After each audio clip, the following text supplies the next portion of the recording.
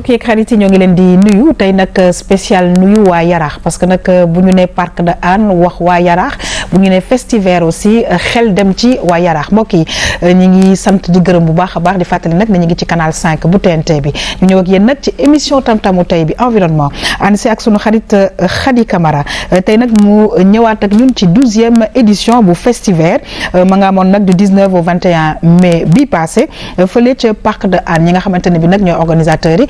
naam dañuy def festival ba ñu wax waaye nag ku ne xam ne nag ay musiciens yu ñu ràññee ci Sénégal danañu ñëw loolu ci activité bu am solo boobu nga xamante ne bi ñoo ngi koy def at mu jot mbokk yi bu ñu jógee ci loolu nag ñëw ci mbirum littérature ànd ci ak suñu xarit Abdourahmane mu ne daal benn téléspectatrice lectrice bu nga xamante ne bi daal dafay partager ak ñun passion bi nga xamante ne bi moom la am ci mbirum lecture xam naa ne loolu yëpp danañ ci ñëw ak benn sujet waaye tamit ak invité bi nga xamante ne bi dafa teew ci suñu plateau dinañu ñëwaat ci moom mbokk yi bu ñu jógee ci loolu ñëw ak yéen nag ci musique d'ici et d'ailleurs ànd ci ak suñu xarit Del Malick tey nag ñu àndandoo dem xooli benn jeune artiste bu ñu duppee Ardo Sow ñu jeexal émission bi ak vue sur la toile sànq maa ngi koy wax nag kenn ci suñu invité yi di monsieur Cheikh Guissé di artiste musicien waaye tamit bokk ci organisation wu Festival suñu waxee sax ñu ne initiateur la moom ak Jibi en tout cas Jibi ñoo ngi koy nuyu bu baax a baax ak suñu beneen invité monsieur Mortala Ndiaye di organisateur journée du livre bi nga xamante ne bi dañu ko jagleel langue nationale yi mbokk yi madame Régie dellu si waat saa su ne nag dañuy am mbégte di partager plateau bi ak ñi nga xamante ne bi ñoom la ñuy liggéeyal waaye di partager plateau bi ak ñi nga xamante ne bi dañuy bàyyi seen ay yitte ñëw ak ñun indil ñu nag ay xam-xam Abdourahmane ñoo ngi lay nuyu di la dalal jàmm toujours un plaisir gis naa ne tey relax bi dafa mel ni à la Obama te ñëpp xam nañ ne kooku ku ñëpp faa la waaye tey nga ñëw ak ñun ci ay mbir yu am solo parce que yaakaar naa ne saa su ne dañuy delluwaat ci sunu cosaan ñu ñëw xëy na ba ci kanamee ci mbirum lépp waaye tamit ki nga xamante ne bi mooy sunu invité am na solo li nga xamante ne bi mu ñu koy indil parce que yaakaar naa ne léegi de plus en plus ñu ngi gëstu jëm ci li nga xamante ne bi mooy langue nationale. waaw wax nga dëgg yaa xam maa ngi lay nuyu. C'est toujours un plaisir comme tous les mardis entouré par de beaux sourires. Machallah. C'est un plaisir aussi mais retrouver suñu mbokku téléspectateurs yi comme tous les mardis jagleel leen ci wàllu littérature wax nga ko dëgg. dafa am benn mouvement boo xamante ne nii littérature sénégalaise mi ngi suqaliku. Machallah et chaque mardi je pense que ñu andi fi benn témoin ay ndaw lañ ñi nga xamante ne nii ñu ngi yëngu ci wàllu woowu. langue nationale yi nag desuñu ginnaaw wala waruñoo des ginnaaw. am na ñoo xamante ne nag ñu ngi liggéey ci wàllu woowu pour aussi que engouement bi am maanaam taxawaay bi littérature nationale écrite de langue française taxawee littérature aussi en langue nationale taxawee noonu et suñu invité bi ci loolu lay yëngu. très très bien ñu gis nag ne que am na ay invités yu ñu fi recevoir woon ma kontaan loolu ci choix ba ñu defoon au niveau de l'université Cheikh Anta Diop de Dakar choisir li nga xamante ne moom mooy wolof jàng ko defe naa ne de plus en plus on voit des étudiants yu jëm ci vraiment bu ñu demee ca daara ju mag ja di jàng li nga xamante ne bi mooy wolof ak yeneen law yi moom la ñu nàmp et li ñu ko ñëpp constaté amul benn réew boo xamante ne soqaliku na développé wu na jëmale ko ci langue te mu basé wu ci langue beneen réew sa langue d'abord ci ngay comprendre et loolu je présente plus nit ñaa ngi def ay jéego yu bari jëmale ci yooyu bés yu ñu weesu rek yenn région yu mel ni Sédhiou wala yu sud-est du Sénégal ñu ngi expérimenté ay langues nationales yoo xamante ne nii dañ koy dugal ci système éducatif donc loolu aussi littérature bi aussi ci la bokk parce que bu élèves yi duggee di jàng langue nationale il faut ñu am ay téere yi nga xamante ne moom la ñuy lire pour gën cee mën a nafar yenn baat yi donc mu am loolu mooy solo lecture en langue nationale ak littérature. tout à fait xam naa ne nag Khady Camara nag ñun la mel mooy que daal dégg na xaal pulaar bi nga xamante ne moom la nàmp waaye ñun ñëpp dañooy dégg li nga xamante ne moom la ñu nàmp waaye demuñu ko gëstu jàngewuñ ko xam naa ne nag loolu incha allah danañ ci waaye Khady Camara vraiment dañuy kontaan ci invité bi ñu indil ndax xaritu RTS 2 la xaritu RTS en général la waaye non seulement ñu ngi def musique waaye tamit dañu ñëw ci li nga xamante ne bi moom mooy festival bu nga xamante ne bi yaakaar naa ne Sénégal ñëpp xam nañ ko te saa su nañu indi ay thèmes yu nga xamante ne bi toujours defe naa ne ñoom yi tamit ñi ngi œuvrer ci développement li nga xamante ne bi suñu réew te nag environnement warta mën a des ginnaaw jërëjëf yaa xam di kontaan ci ni nga jeexalee environnement warta des ginnaaw. di la nuyu suñu invité yi nekk ci plateau bi rawatina ñi nga xamante ni ñoom ñoo ñuy seetaan saa su ne c'est vrai que bii mooy fukkeelub ñaar édition bi nga xamante ni Festiver maanaam les frères Guissé ñu ngi koy amal ci Sénégal donc édition bi weesu comme ni nga ko waxee ils sont en phase au fait avec li nga xamante ni moom mooy xew-xewu jamono maanaam les énergies renouvelables donc ren thème bi ci loolu lañ koy traité jëmale ko nag yaa xam ci tout tànk yi li ñuy wax rek saa su ne ci wàllu environnement dafa am solo ñuy insister ci éducation environnementale parce que ndaw yi ñoom la ñu mën a tàggat ba ëllëg ñu mën a def li nga xamante ni moom la ñu soxla ci suñu gàncax ci suñu réew. yaakaar naa ne ndaw yi defe naa ne ci bépp fànn defe naa ne suñu góorgóorloo ci ñoom danañu am yaakaar ne que vraiment changement bu mag bu rëy ak développement dana am ci suñu réew mbokk yi ci biir loolu nag ñoom mbégte lool parce que moom c'est un frère c'est un ami vraiment cher ko nga xamante ne bi yaakaar naa ne si seen ay début RTS la ñu commencé maa ngi fàttaliku Dakar FM ba nga xamante ne bi yéen a nga doon ñëw ak seen ay guitare ak Michael Souma ñoo ngi koy nuyu Cheikh di la dalal jàmm bu baax a baax tey nag nga ñëw ci beneen fànn waaye nee nañ ndox du bàyyi yoonam parce que nag wax dëgg yàlla di nga ñëw ci Festiver waaye ba ca pàndalu émission bi guitare bi moom saa su ne mi ngi buñ ko làqee sax mu ngi koy seet loolu la di nuyoo di kontaan trop ci teew fii jàkkaarloog yéen parce que c'est toujours un plaisir tey bu musique bi tollee fii yéen la ñun bu ñu tollee fii yéen la tout à fait donc su ngeen ñu woowee lu ñu mënoon jàpp lu mu rëy dëgg la dañ koy bàyyi ñëw wuy si leen quoi. très bien et comment il va Djiby? Il va très bien, il est c'est là. lui le grand frère ou c'est lui le petit frère? Ça dépend du jury quoi. Ah d'accord. Merci beaucoup cher Guissé mbokk yi ñu nuyu nag monsieur Mortala Ndiaye di sànq maa ngi koy wax organisateur journée du livre bi nga xamante ni dañ ko jagleel langue nationale ñoo ngi lay nuyu di la dalal jàmm bu baax a baax fii ci plateau Tam Tam. jërëjëf yaa xam ñoo ngi lay nuyu di am mbégte ñëw ci plateau bi d'abord may nuyu équipe RTS bi yëpp di nuyu téléspectateurs yi ñuy seetaan fii ci réew mi ak bitim réew di sant yàlla bi ñu ñëw fii itam di sant sama xarit bi Abdourahmane nga xam ne ni ma koy waxee sànq rek ñun ñoo yarandoo defandoo lu bari footballandoo lu bari am yu bari yoo xam ne c'était un bon joueur waaw il était un bon joueur d'accord waaw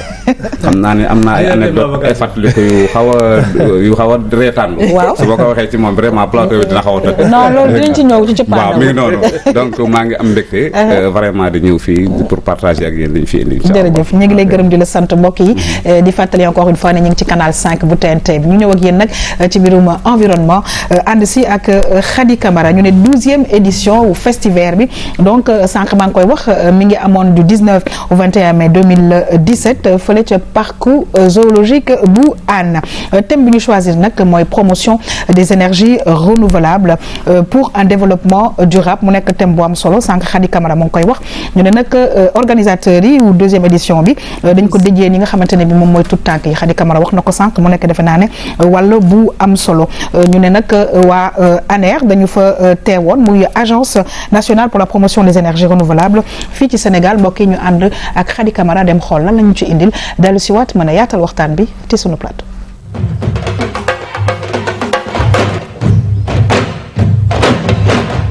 fukkeelub ñaar festival bi ñu jagleel suñu gàncax rawatina ni ñu koy sàmmee jagleel nañu ko ren tout tànk yi ci loolu ñaax nañu xale yi bu baax ci wàllu yàqanal énergie maanaam courant bi ak gaz bi ci suñu réew. àddina xale moo ko moom parce que ëllëg mi ngi nekk ci xale yi donc su fekkente ne que jël nañ suñu ay jumtukaay fexe ba jokkoo ak xale yi waxtaan ak ñoom si njëlbéen ci wax leen lan mooy énergie renouvelable lan mooy njëriñam ak lan la nga xamante ne mën nañ ko si jëlee bu boobaa dinañ fexe ba suñu màggee ñoom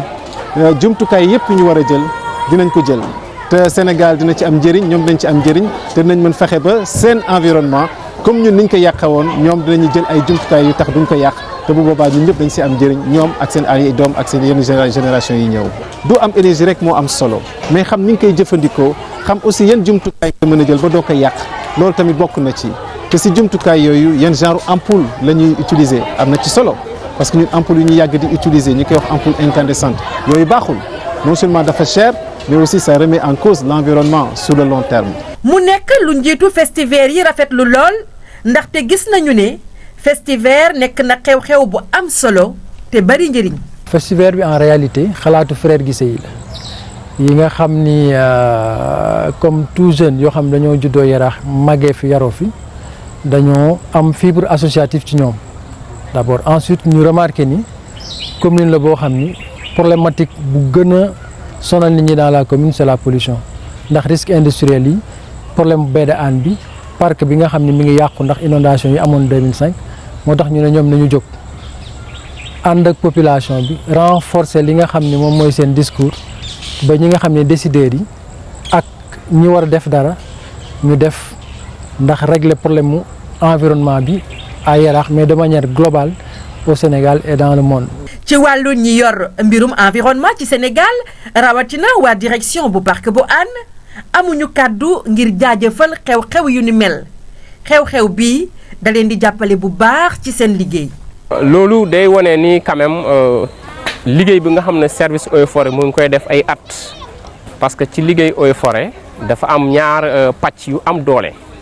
boo ko jëlee ci approche participative da nga koy tënk ci ñaari volets yoo xamante ne volet bi gën a nekk approche pédagogique maanaam jëmle ci xale yi di leen jàngal lan mooy problématique environnement ak eaux et forêt yëpp ak aussi approche andragogique moo xamante ne mag yi la ñuy jëm leen sensibilisation formation donc bu fekkente ne mot na 12 ans ay citoyens avant ñu nekk ay musiciens c'est des citoyens donc ñu am initiative di ko def day wane ni effort bu service di nekk di def par rapport conscientisation nit ñi quand même ça paye te loolu ñu ngi koy rafetlu ci suñu tur mais aussi suñu tur kilifa yëpp yoo xamante ne ñooñu teg ci liggéey bi di ñu jàngal di ñu teg aussi ci ay yoon. ginnaaw ministère de l'environnement ANER ak AME les frères Guissé ñi sabab Festi'Vert am nañu yaakaar ne partenaires yi dinañu gën a wuyu si maanaam gën a jàpp ci liggéey bi ci Festi'Vert bu 2018 ngir ñu gën a mun a yokk matuwaay yi ñuy sàmmee suñu gàncax ndaxte ku sàmm sa gàncax tey sàmm sa dundinu askanu suba.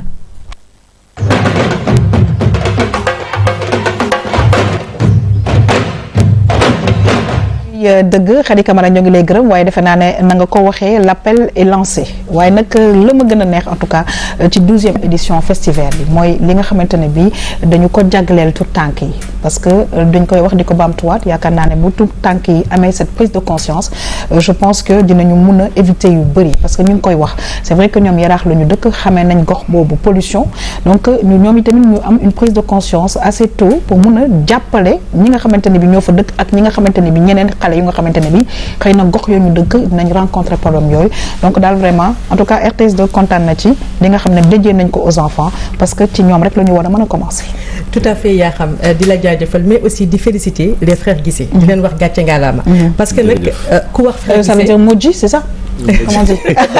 ku wax frère Guissé sa xel dem ci waykat yi. mais dañu dem ba prendre conscience que ne ñoom. tey ay leaders d'opinion lañu. tout à fait seen baat seen kàddu. war na mën a dugg fu ne. ci environnement pàcc boobu def ci am solo. mooy li ñuy tuddee principe de participation. mooy li ñuy wax démocratie environnementale. démocratie environnementale bu ñu waxee démocratie. xam nga lu mu signifier. mooy maanaam boole askan bi yépp. acteurs yëpp. muy décideurs yi comme ni ko directeur Festi'Vert bi waxee Matar Ndiaye. muy ñi nga xamante ni aussi mooy population bi. information bi il faut que mu yegg. ci ñooñu ñëpp. ba nga xamante ni décision yi bu ñu koy jël. ñoom ñëpp dañ ciy bokk. ñu mën a ne ñun kat d'accord nañu ci lii. wala d'accorduñu ci lii. loolu mooy démocratie. te ñii nag yaa xam. dañu koo comprendre. waaw bu baax ci loolu. man sama laaj bu njëkk. mooy fukki at ak ñaar gi nii. ngeen di organiser Festi'Vert. li ko mëbatoon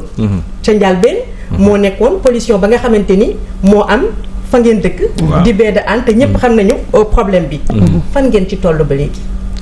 waaw ñu ngi ci ñu ngi ci bu baax a baax dañ ciy sant yàlla bu baax a baax parce que ñu ngi am chance wu di waxtaan ak nit yi ñu ñuy déglu ñu ngi am chance bi ñu ootee nit yi wuyuñu ñu jël temps wu sensibiliser leen waxtaan ak ñoom li xew ci lu mel noonu soog a avancer ci lépp luy musique wala bekk activité culturelle buy am ci festival bi donc liñ ciy def xam naa mooy jéem koo gën a yaatal mooy li ñuy wax jéem a gën a xool am na yeneen point yoo xam ne aussi intéressé na environnement wu Sénégal bi yëpp mu bañ a yem ci Yaraax mais bu ñu nee baie de Hann aussi les gens ont tendance à penser que Yaraax la yem mais c'est 14 kilomètres bu jógee port dem ba Mbao. D'accord. Donc c'est en forme de banane. te 80% industrie yi nekk Dakar yi foofu lañu implanté wu. di sotti seen i mbalit. di sotti seen i déchets yi nga xam ne toxiques yu jógee ci seen machines yeeg yooyu. Conduite bi jógee bëggal tapé traversé Dakar bi yëpp. oui. li ciy traversé li ciy dugg yëpp ci baie bi lay atterrir. mais projet de dépollution bi fan ngeen ci toll. projet de dépollution bi avancé wul trop. parce que dañ ko dénk waa ONAS te avancé wul. D'accord. il faut le dire. ok. pour mu avancer. ñi mu concerné il faut ñu boole leen ci population bi. ONAS communiqué wuñu ci affaire bi. am na benn subvention benn financement bu jugee ou bien bu pare. kan bu ñu nee budget bi pare na du joxe nañ xaalis bi. mais pare na ñu ngi ko teg. pour démarrer dépollution bu baie de Hann. mais il tarde à commencer la dépollution. communiqué wuñu ak public bi waxuñu fu mu toll xamuñu fu mu toll. ba yenn partenaires yi sax ñu ngi commencé retiré wu. ça veut dire que buñ fi toogee ay jëmmi jamono. dinañ xëy bis ñi dugaloon seen xaalis ci financement bi yëpp. xëy bis rocc ko dem dugal ko feneen. parce que xaalis loolu lay jëriñ. donc ñun bu ñuy def lu mel ni festival ñun amuñu doole bu ñu dépolluer dëkk bi. oui c'est clair. li ñu am mooy joxe benn plateforme boo xam ne. ñëpp ñuy liggéey ci dépollution. dañuy ñëw. am occasion wu discuter ak public bi am occasion wu rencontrer télévision yi am occasion sensibiliser par la petite notoriété que nous avons mooy woote public bi wuyu ñu way nit yi déglu ñu et cetera li ñu voyagé gis ko ci àdduna bi yëpp moom lañ am envie def ko fii ci Sénégal. mais léegi yan jéego parce que tamit ça fait quand même 12 ans yéen a ngi ci yan jéego ngeen am c'est vrai que yaa ngi expliqué ne que bon am na yu bëri yu des mais quand même durant ces 12 ans quand même il y a eu quand même des avancées. non évidemment am na avancées yu bëri parce que am na ci ay cellules yu bëri yu taxaw ay organisations yu bëri yu taxaw. ay même des groupements de femmes à Hann yoo xam ne ñu ngi yëngatu ci sensibiliser ak di liggéey ci bio xam nga di jëmbat yoo xam ne. amul dara lu ciy rax. engrais wala lu chimique. xam nga tout est naturel. donc c'est des gens avertis. c'est des gens yoo xam ne discuter nañu ak ñoom. am yeneen organismes su ñëw boole ànd ak ñun. ren ñu am chance am ANER par exemple parce que puisque ñu ngi wax ci énergie renouvelable. on a eu cet accord ak waa ANER. ñoom ñu ñëw ils avaient toujours une journée porte ouverte chaque année. d'accord at bii ñu jël ko. vraiment dissoudre ko ci festival bi. mu may leen 3 jours de portes ouvertes. mu may ñu 3 jours de portes ouvertes. léegi nag si seen programme ren bi c'était du 19 au 21. naka la tëddee woon ak lan moo fa xewoon exactement. bi ñu defee ouverture bi. animé nañ benn conférence. effectivement sur la promotion des énergies renouvelables. d'accord. mais li ci gën a am solo mooy li nga souligner sànq on a pris beaucoup de temps avec les enfants. am na benn centre de formation. environnementale bu nekk koñ ba. Insa Mani. voilà monsieur Insa ñu ngi koy nuyu de passage. donc ñu ngi def ay jéego yu bëree bëri. puisque ñun suñu génération jeunes yi ou ñun fi ñu toll nii. on a presque raté notre coche. si protéger l'environnement. nañ ñu sàmm xale yi. jàngal leen ni ñu koy defee. ba ëllëg ñoom seen environnement amaana mu gën suñu bos. sànq yaa xam nee na bu ñu waxee baie de Hann dañuy yaakaar ne lu ndaw la wala lu tuuti la. te bi nga ko xaymaa léegi. nekk na loo xamante ni lu yaatu la. 14 kilomètres. ci loolu man xam naa ne kon li nga wax noonu. dama koy dëggal di ko firndeel. parce que entreprise yi bari nañu foofu. maanaam entreprise yi nga xamante ni aussi dañuy polluer bu baax. bari nañu fa. te xam nañ ne am na lu ñuy tuddee principe de responsabilité. tout à fait ñoom. war nañu am aussi responsabilité. di leen jàppale. est-ce que entreprise yi nekk ci baie de Hann bi ci Hann. dinañ leen jàppale est-ce que jàpp nañ ci festival bi. ñu ko daaw par exemple loolu moo nekkoon il y a 2 ans. moo nekkoon vraiment sujet bi sur la RSE. responsabilité sociétale des entreprises. voilà donc boo nekkee ci bërëb di fa yëngatu di fa liggéey. mu am lu tuuti loo xam ne yaa ngi koy def di déranger un tout petit peu wala xatal tuuti population bi en contrepartie am na loo war a génnee. di ko jàppale. dëkk bi. lu jëm ci activité lu jëm ci financement lu jëm ci jël seen doom yi gox ñu fay liggéey. dina am tuuti lu mu woyofal. puisque mënuñoo tere. dëgg la ñu implanté wu foofu. oui on trouve des solutions. mais voilà ñu trouver ay solutions donc ñu bari ñëw yëngatu si am na ñu bari effectivement ñu ñëw journal Le Soleil. dañuy jàpp ci festival bi. ñu bëree bari. la star de Hann comme on dit. voilà c'est vrai. donc ils sont vraiment les premiers Petrosen. ñu bari dañuy toog dem waxtaan ak ñoom. def ak ñoom ay réunions ministère de l'environnement et tout. très très bien ñu ñëw jàpp si mais sauf ONAS. depuis ñun dañoo man affaire lébu la man tukulóor laa mais ci lébu yi laa yaroo ko. donc mais en tout cas dañuy génne deretu lébu bi quoi. waaw mais je pense que waxtaan bi baax na ci parce que yaa ngi koy wax fi nga ko war a waxee. et je pense que il y aura aussi une prise de conscience et puis ay ndaje. yu nga xamante ni dana mën a saafara loolu très rapidement on va terminer Abdourahmane moom par rapport ak festival bi et je pense que non seulement le thème de cette année nekk na thème bu am solo waaye nañ ko déjee xale yi nekk na tamit lu nga xamante ne bi comme mi ngi koy wax vraiment topp xale yi waxtaan ak ñoom conscientiser leen. ba nga xamante ne bi ñoom dinañu mën a gën a protéger environnement bi parce que comme ni mu ko waxee yaatu na ñu ngi wax baie de Hann bi sànq mu ngi ñëw ci 14 kilomètres mu nekk lu énorme te lu nga xamante ne bi je veux dire Dakar ni ñu gisee nu mu pollué il faut que nag ñu def ci nag trouver ay solutions. wax nga dëgg yaa xam et puis baie de Hann bi xam naa ne sama invité bi xam na ci dara parce que ñun Pikine lañu màggee. te bu ñu daan dem plage déjà dañuy gis affaire yi ñu fay sotti. tout à fait et cetera et inconsciemment tay nekkee xale dañuy dem sangu ci plage bi. ay génn parce que doo xam. parce que instant boobu peut-être conscience bi amoon sur dangers yi qui sont liés à l'environnement à la pollution amagul woon. l'information ne passait pas. exactement aujourd'hui nag il est salutaire que mu am ay leaders d'opinion yu def prise de conscience bi pour ñaax xale yi parce que les dangers xale yi lay gën a laal. tout à parce que fait bu ñu nee pollution benn Hann bu ñu gis rek ne Hann bi dafa salté wala affaire yooyu mais xale yi nga xamante ne dañu fay dem di fa fo parce que ñu ngi jëm par exemple ci vacances yi absolument mais tu as raison danger la pour ñoom exactement boo xoolee yenn feebar yi boo xoolee zone yooyu boo defoon étude tey di nga gis xale yu bëri dañuy am ay feebar yoo xamante ne ils sont liés tout à fait li ma ciy dolli mooy usines yi ñuy wax 80% wu usines yi implanté wu foofu normalement dafa waroon am benn pré-traitement des déchets avant ñu koy sànni si ndox effectivement mais noonu lañ koy jëlee directement amul benn très très bien ñu gis nag ne que vraiment yéen a ngi béy seen waar waaye réalisateur mi ngi may wax tamit ku mel ne Cheikh Sadibou Diagne nekk aussi réalisateur ñu ngi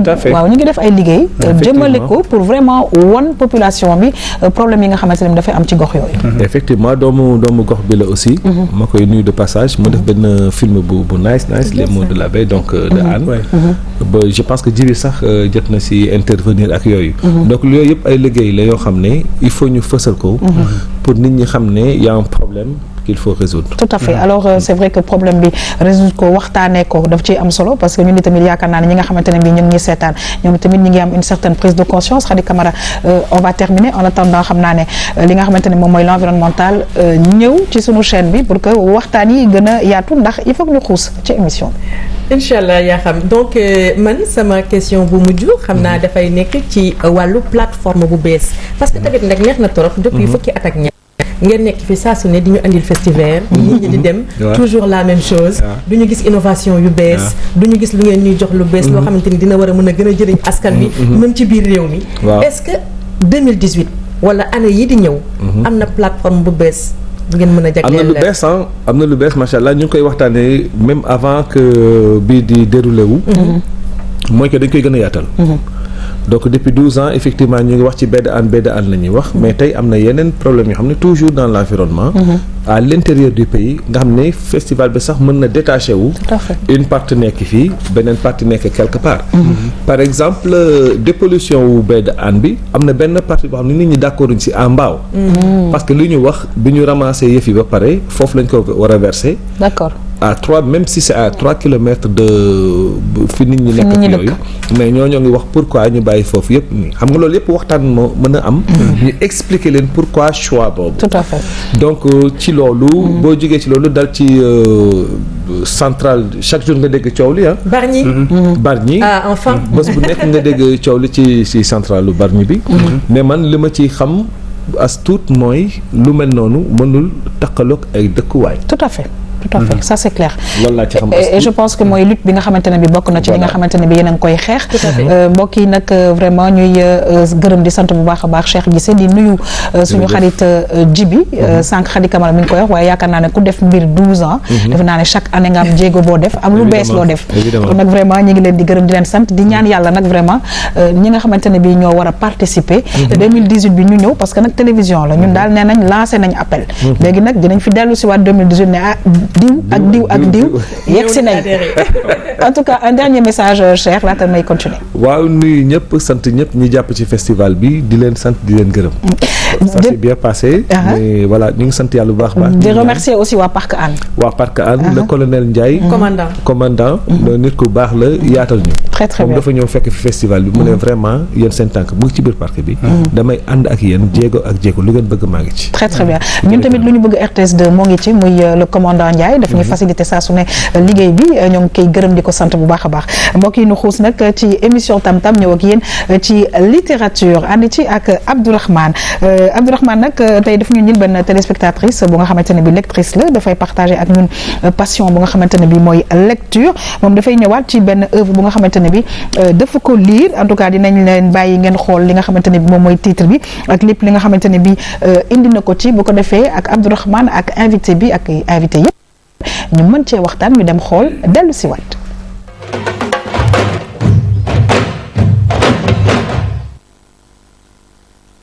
Colomba c'est benn œuvre boo xamante ne ay contes lay relaté parce que conte bi Johanna bi mu koy bind ay lu mu dund la loo xamante ne daf ko dund parce que grand-mère am moo leen ko doon defaral léegi mu dem nag ba grand-mère am nekkatu fi sa grand-mère n'est plus là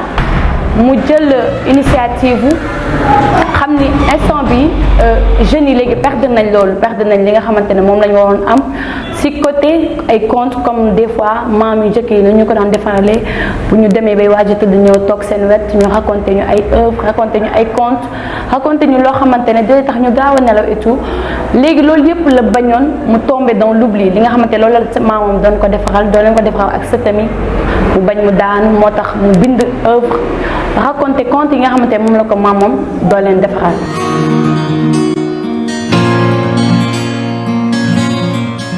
ci œuvre yi dafa am ñaari partie man nag daanaka dinaa ne conte bi nga xamante ne moom ci gën a marqué mooy conte bi ñu naan Badiou Dessa ou le génie de Trisling ki nga xamante ne moo ci Badiou Dessa dafa rafetoon macha allah amul lépp manqué wul dara macha allah amoon ay bon yoo xamante ñoo ko doon servir lépp lu mu bëgg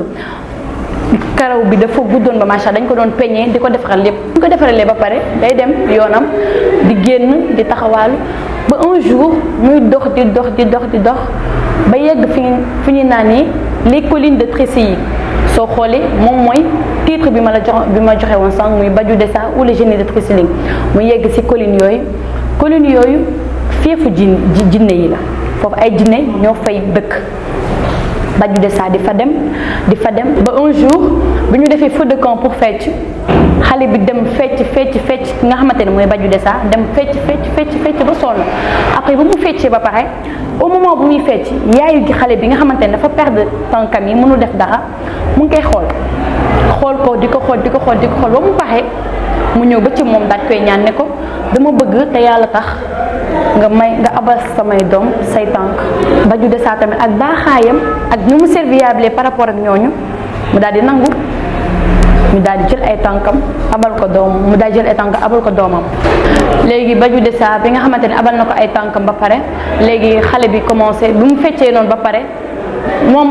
elle était tellement hypnotisée par xale bi nu muy feccee ak kon fierté bu mu am di gis xale bi di am fierté boobu ndax moom mu kontaan si ba dem na ba seetluwul ni xale boobu dem na ak yaayam te delloo ñu ko ay tànkam.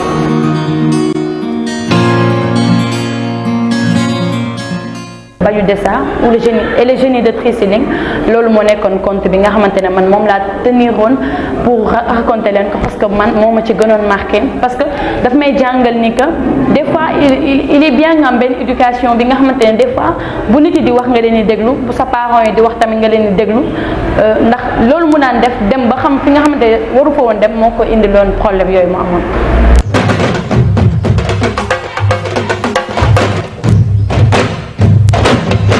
alors Abdourahmane turam Diounaba la donc mu nekk téléspectatrice waaye tamit lectrice bi nga xamante ne bi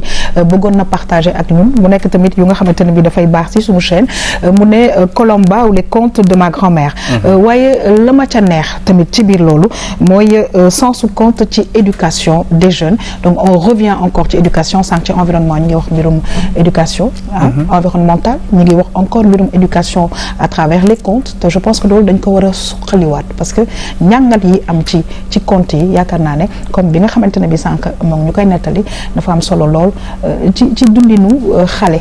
effectivement ñuy remercier Diounaba di fàttali ne livre bi conte bi mi ngi ko jëlee ci benn extrait boo xamante ne livre la mu tudd Colomba ou les contes de ma grand-mère ki naan Joyna Bassène moo ko bind Joyna Bassène nag moom nee na livre conte bi da ko bind parce que ay maamam moo ko doon nettali bëgg nag bind ko pour sa mémoire. Très bien. maanaam genre continuité la pour garder sa mémoire ak conte yi nga xamante ne moom la ko doon nettali temps yi mu nekkee xale moom la bëggoon fësal ci livre bi. Très très bien. muy ñëw ci importance su conte ci éducation enfant ci wàllu yëpp maanaam ci éducation sociale même ba ci éducation environnementale. Absolument. parce que boo xoolee buñ daan lépp di wax di ko jaarale ci ay bukki di ko baare ci ay lëkk et cetera wala ñu di wax ay waxu guy gi ak et cetera yooyu aussi dafa daan créer benn lien absolument ak yow xale bi ak environnement tout à fait et puis un peu esprit d'imagination bi nga xam ne yaa ngi jàppale xale bi pour mu am ko mu développer esprit d'imagination ak esprit de créativité tout à fait te éducation loolu lay viser xam nga transmettre ay valeurs tout à fait ak permettre nit ki mu développer créativité tout à fait c'est important xam nga gis nga bu ñu jëloon un des frères Guissé man nag damay jaawale xaw ma Jibi ak Cheikh. ça c'est cher c'est cher exactement boo xoolee fibre musicale bu ñu ko boo ko bëggee xam fan la jógee il faut nga dellu ba ñu nekkee ndaw c'est toute une histoire waaw c'est toute une histoire xam na loo xamante ne c'est toute une histoire foofu la jógee est-ce que xam nga mais toujours xam nga on est toujours rattrapé par son enfance voilà moo tax éducation nag baax na ca ba muy xale nga fësal ci moom yenn affaires yi moo tax éducation à l'environnement mu doon lu am solo tout à fait est-ce que et donc jar na aussi ñuy andiwaat yeneen contes yeeg waaw justement ci biir contes yi dama bëggoon Cheikh parce que ñëpp daanañoo am seen les gens qui ont la chance en tout cas d'avoir leur grand-mère amoon nañu chance ñu leen di raconter yow ban ci léeb yi moo la ci gënoon marqué non man bi ma ci gënoon marqué léeb la ak njàngat en même temps kër ga effectivement dafa amoon na sunu kër je me rappelle maa ngi nekk xale bu ndaw dañuy reer ba suur waxtaan kii ñu toog ci diggu kër gi ñun ñëpp paa bi mu ngi toog mère bi mu ngi toog sama tante ma ngi toog ñun ñëpp ñu ngi toog ñuy waxtaan en pulaar di lépp machallah ça man je m'en souviens au moins 2-3 fois nga tëdd nii les images que j'ai tëdd nii ci mère bi nii lépp mais bi ma si gënoon capté mooy bukki bi muy jooy da doon jooy dafa lekk ba suur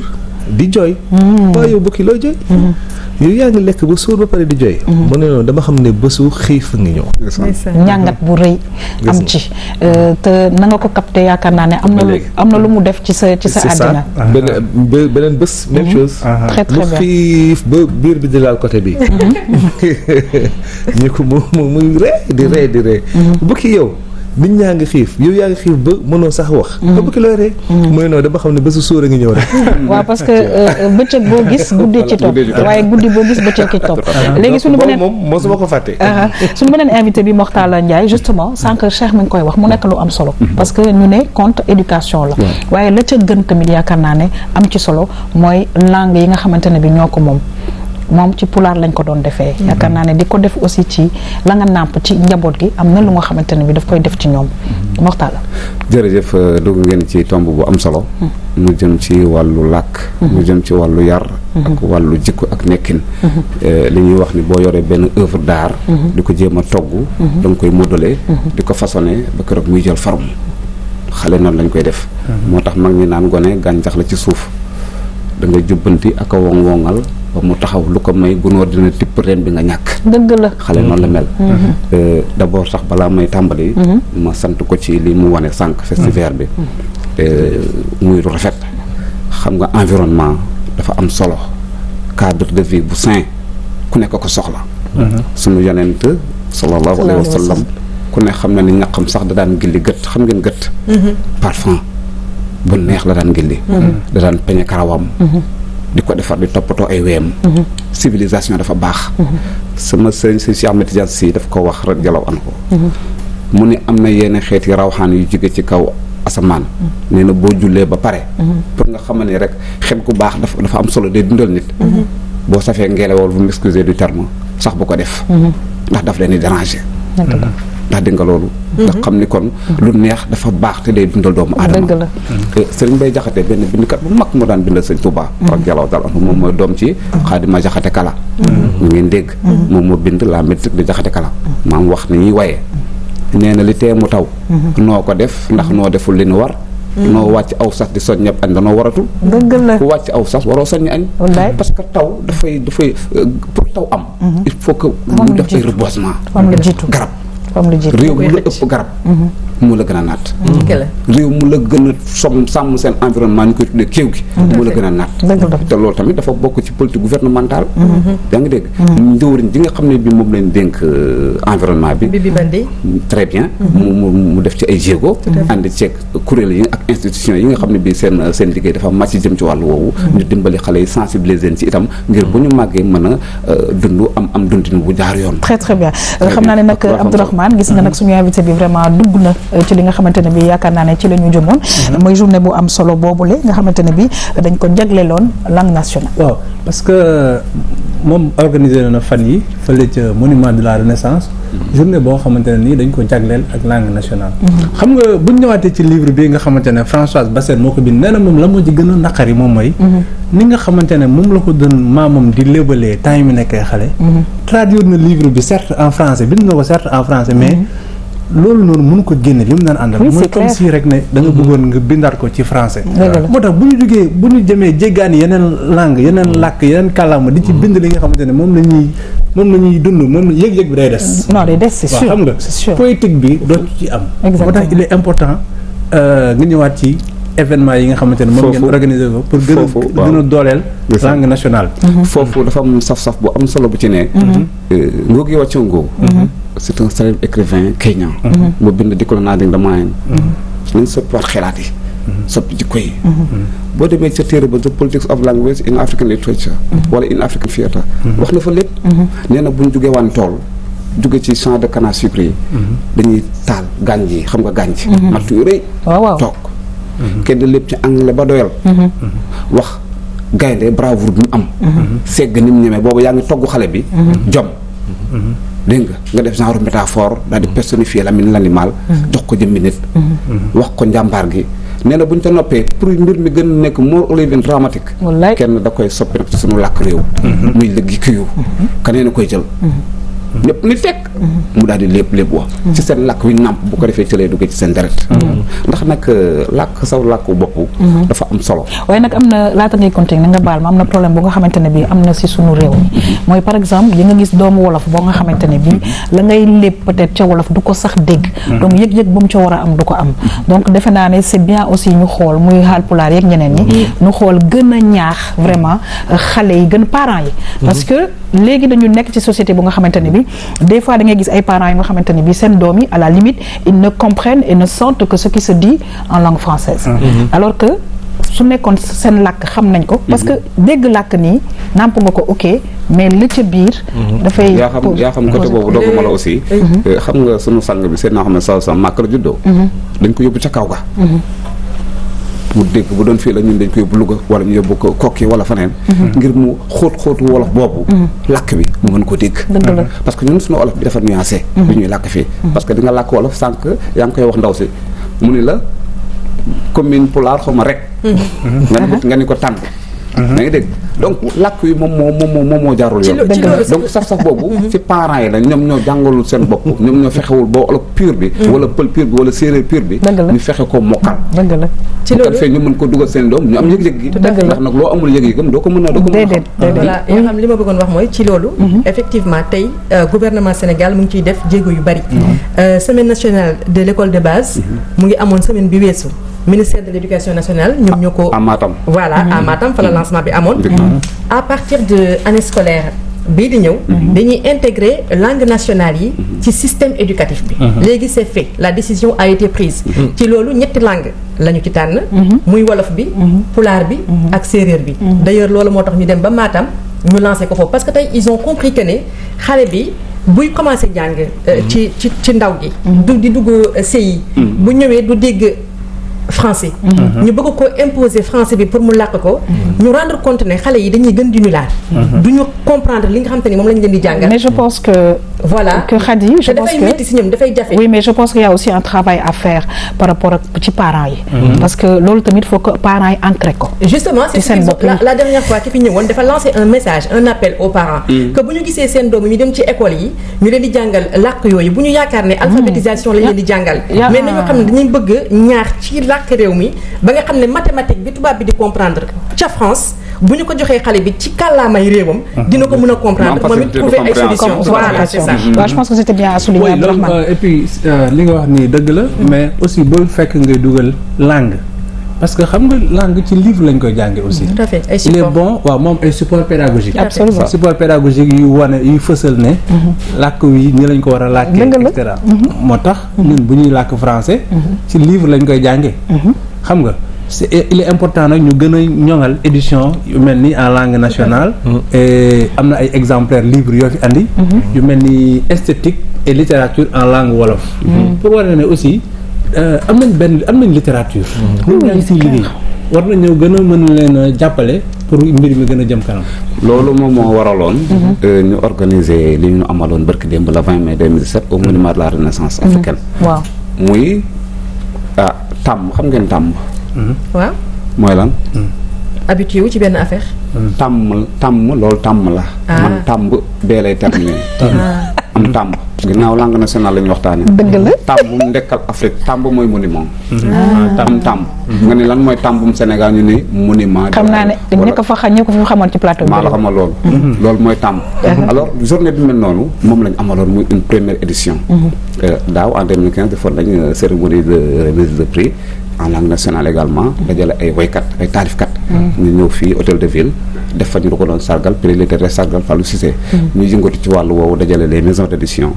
ak tous les auteurs yi nga xam ne bii bind nañ en langue nationale le téere yaa ngi fay yi ma ci indi tuuti pour jàngal doomu aadama yi li Abdourahmane wax bindkat ak jàngkat moo am ci àddina bindkat bi mooy dooleel jàngkat bi très très bien jàngkat bi moom mooy dooleel bindkat bi il ne peut pas avoir de lecteur sans d'écrivain absolument nekk tout à fait parce que ku ci nekk produit moromam nga dëgg la mais tamit il faut qu'il y ait des produits de qualité ñii c'est des musiciens kandangu am na ñoo xam ne bi sama rakk nu mu tudd ñuy def décibel xam nañ ci dara yaa ngi suivre RTS jazz dañuy déglu ñii traditionnel bi dañuy déglu dëgg la yaa ngi dégg mais kiy déglu jazz bu ko bëggee indil musique traditionnelle bi c'est du ci sentir boppam très très bu war ko indil musique bu rythmé du ci sentir boppam parce que day folklorique ba mu ëpp alors écriture noonu la mel booy bind da ngay bind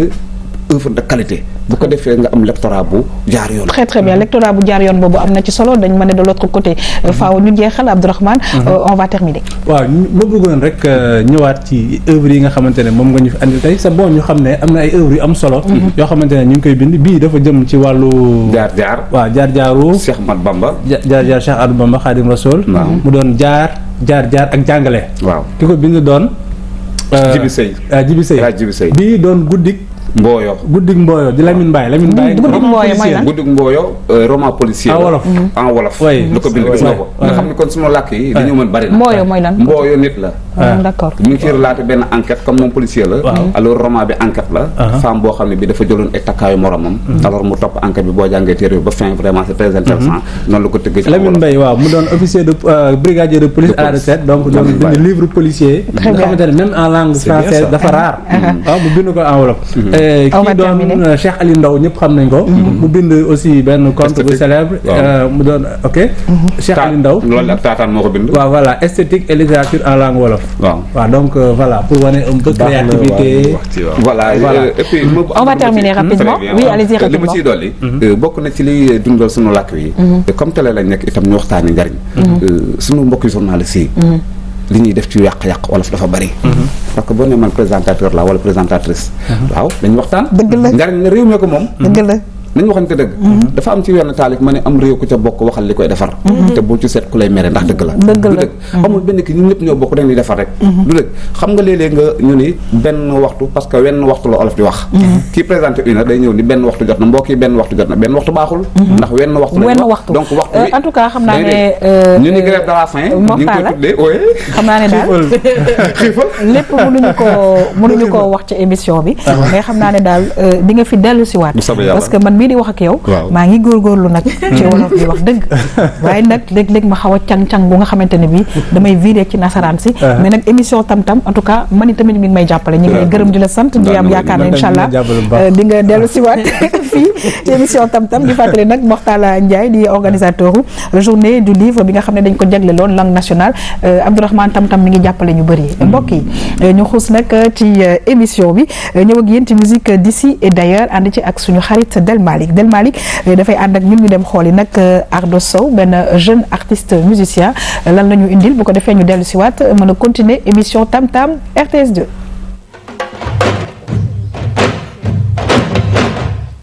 suñ ma doon fay milliard du ma la jaay même si nag mooy kay këntoo yenn saay. salaamaaleykum man la Ardo Sow ci seen émission Tam Tam ci seen rubrique musique d'ici et d'ailleurs.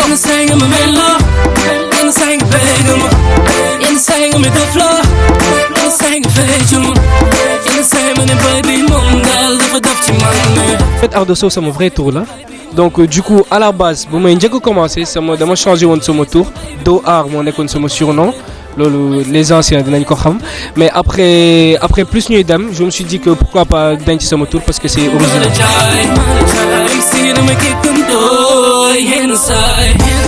yenn saay benn son amoureux la qui relate la vie amoureuse entre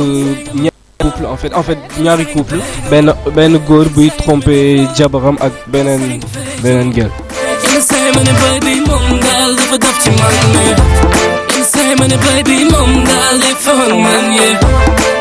sama jaar ci musique bi déjà mos nañ moo inscrire benn concours RFI année bu Tiken Jah Fakoly nekkoon naa fa finaliste fekk temps yooyu maa ngi doon def c'était en 2010 après daaw def naa benn concours le nouveau son donc j'étais demi-finaliste et après génne naa sama mixtape ak maa ngi def ay concerts ay tournées première partie ay artistes comme première partie MHD Toufan etc.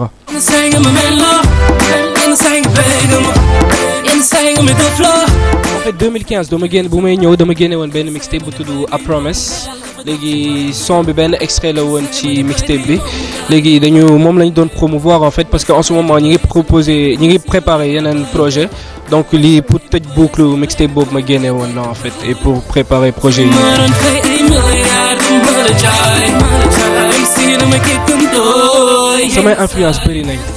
samay influence bëri nañ trop parce que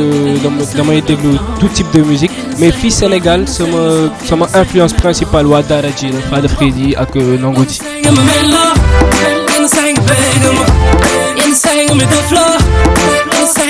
généralement maa ngi bind ci façon thème yu bëri te maa ngi wax am naa benn son par exemple bu tudd déjà maa ngi def ego trip comme ñu bëri maa ngi wax ci ay thèmes ci société bi am naa ay son yuy wax ci même dîner ak ay affaires donc maa ngi laal un peu lépp quoi lépp li ma mën laal.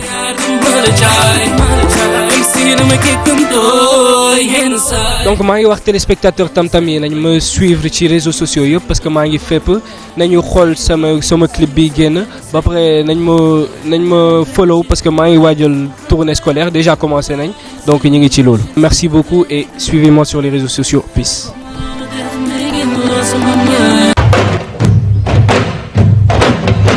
le jeune Ardo nee nañu suivre ko ci réseaux sociaux yi.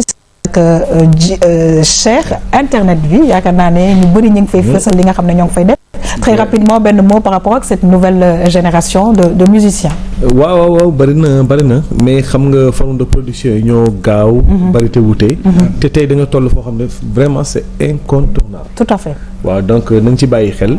même ñun distribution yi nit ñaa ngi commencé xool naka la ñuy distribuer vraiment par l'internet quoi, par les réseaux sociaux. très très bien alors Cheikh sànq maa ngi koy wax ndox du bàyyi yoonam. dëgg-dëgg saa su ne faaw rek nga doxantoo ak guitare bi. terminé émission bi xëy na dañu lay bàyyi nga am daal loo ñu indil xëy na sax am lu ñu def ak suñu xarit Mortala waaw langue nationale yi am na ci solo Mortala mu ngi la doon wax ne Fama moo ko dàqal ci sa woy yi waaw Fama moom ma ci dàqal waaye dafa am lu ci ñuul. waaw en tout cas on y va. Cheikh waa déglu ko lu ciy ñuul. lu ciy ñuul mooy mosuma leen a critiquer. seen woy neex na acoustique bi et tout. waaw mais Fama dem na bi moo ma ci xaw a critiquer. waaw dafa dem te dikkul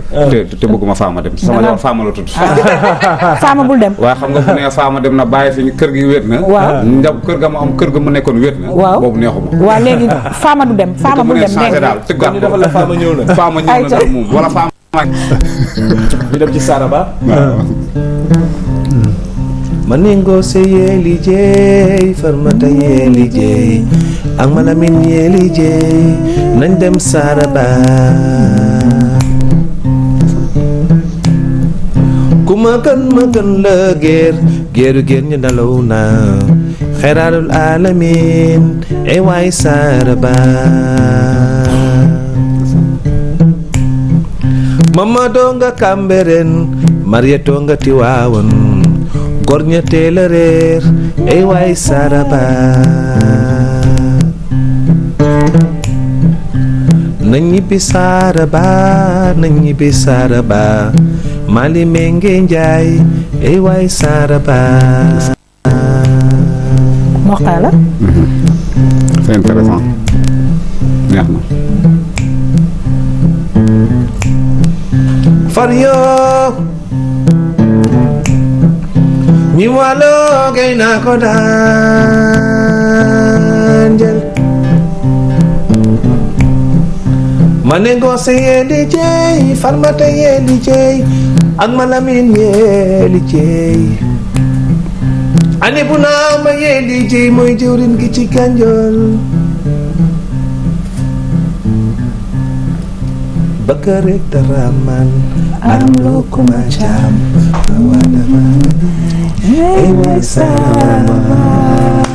super donc mes frères Guissé le temps que nag may tàggoo Mortala nga ñëw ak ñun ci benn taalif ñu daal di terminer ak vraiment li nga xamante ne bi et puis Cheikh sax le temps que may wax mën nga continuer guitare bi parce que ça accompagne tout simplement mbokk yi di sant di gërëm bu baax a baax Abdourahmane toujours un plaisir de te recevoir fii ci plateau bi rendez-vous inchallah samedi. plaisir partagé rendez-vous samedi inchallah pour beneen émission Tam Tam bi nuyu waa Pikine tali bu bees Angle Sœur waa RCP ak waa Lion d'Or. merci beaucoup ñu ngi lay gërëm di la sant bu baax a baax Khady Camara plaisir de te retrouver très prochainement. incha allah yaa xam di la delloo jaajëfal bi. di remercier ñi ñu doon seetaan ñëpp rawatina suñu invité yi Cheikh. di yaakaar ne di nga continuer yow ak sa groupe di défendre li nga xamante ni mooy suñu gàncaxu réew. ak adduna bi yëpp. ci loolu may remercier aussi Mariama Magasuba mi nga xamante ni moom mooy ñawal. donc numéro téléphone am nekk 77 634 44 11. adresse bi numéro H56 Padoua Buldeuse. ñu ngi gërëm bu baax a baax sunu xarit Cheikh Guissé di gërëm aussi beneen invité bi Mortala Ndiaye mbokk yi man itamit maa ngi gërëm bu baax a baax Mariama Magasuba nga xamante ne bi saa su ne ma mooy jaar ci sañse yi gis ngeen marinière yi la jël fan yi ma ngi nekk fële ca Padoua Buldeuse villa numéro H56 numéro téléphone am 77 634 44 11 kon nag ñu bàyyi leen avec les deux artistes rendez-vous inchallah suba pour beneen émission Tam Tam bonne suite des programmes sur cette très belle chaîne Cheikh on y va. ndaw lu bëgg a baax day jub di jàng xam-xam bu baax baay ba wóor te gaaw ci yokk am-am xam-xam bu wér réew mu ko am du joytu koom lu xëy di ñaan réew yi mu foñ ba tax ñu wom na ndaw ñi jóg taataan ca teel balaa sa wet fàggu lu doy def ci sandaa teg ci sa wet xam-xam deesu ko maye des koy laaye biir ngir waa ju baax ja yiwee lool te na rajiir jàng ba xam war na góor mbaati muy jigéen xëy di ko wut rekk sax jar na raw nga leen jàng ba xam ndaw lu ko mos doota la kaf guddeeg bëccëg dalay jaral nga mel ni dof sol gu rafet daal di seer bàyyil mu wéy xam-xam bu set xiif ak kamar bu teen bi day xam-xam a tax ku tekki tey doon ko ñu rus ndaw lu xamul te sàkkuwul kooku du tus xam-xam a tax mag ñu baax ñi kenn sikku leen baatin bu wér maandu gu wér kenn bañu leen caaxaan yu sax réew mu ko miin kenn du ko naw ndaw ña gëlëm nuur ci lëndëm kenn du fa raw yéen ndaw ñi kat jóg leen ca teel bu kenn nelaw jàng ba xam yeete ca teel doo xëy daw royal Moussa Ka ànd su rek jaxate kala baat ak araf su xel bu set loole cala kuy jàng day muñ dina xolam duy dóoree te kat jàng ba xam ndaw lu ko mos doon fóoree lii laa leen indiloon ci ndaw jàng xam-xam tabatkàlla yal na yàlla dolli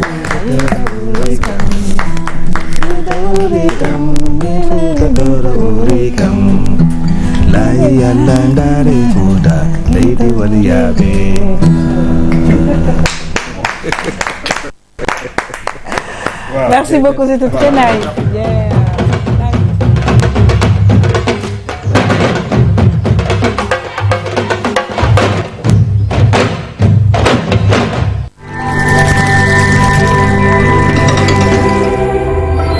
mbokki téléspectateur u RTS 2 tàmmoon ngeen ni loolu di ñu gis ci tam-tamu aljuma ji waaye nag ku ne xam na ni coppite yu bees ngir gën a rafetal mbir mi rek moo tax léegi incha allah Ramatoulaye Seck day dikk ak yéen alxames ji jot ci jàngatu bés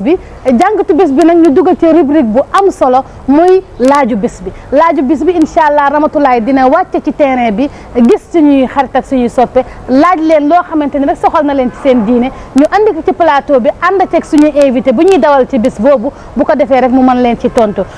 kon ñu jox leen daje rek alxames ju jot rek juste avant tam-tam bu ko kenn manqué.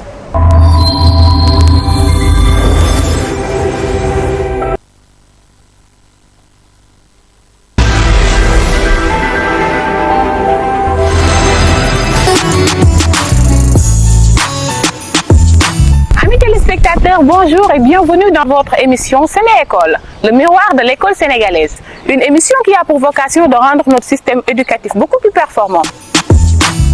L'enseignement, c'est une affaire de don de soi. L'enseignement, c'est une affaire de déploiement de soi-même. L'enseignant aussi, c'est une affaire d'humanité. C'est une affaire que le gouvernement doit prendre en charge sérieusement et investir aussi de manière conséquente pour pouvoir avoir demain les fruits escomptés. Nous l'avons déjà fait. Nous avons réussi à donner une subvention